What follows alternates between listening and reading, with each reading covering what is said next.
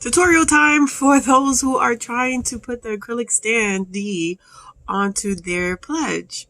Okay, so to get the acrylic stand, right, I had to open up a new thingy thing, right? So what you want to do is you want to pledge, like, because you could build your own, right? So like, let's say if you don't have all the books, you pledge the returning posts, right? And then they have add-ons. So what you want to do is you can get all the copies, like all the extra issues right here where it says physical.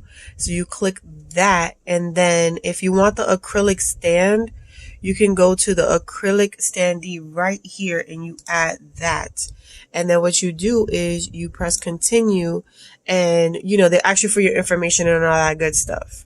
Now, if you already pledged, all you have to do is use the manage pledge section, and it should make you go through all that steps again.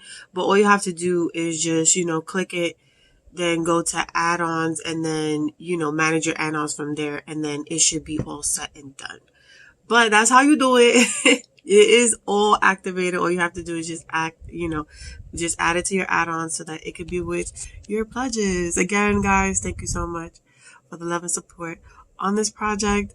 So I could help as much as I can. Just ask me any questions. I'll try.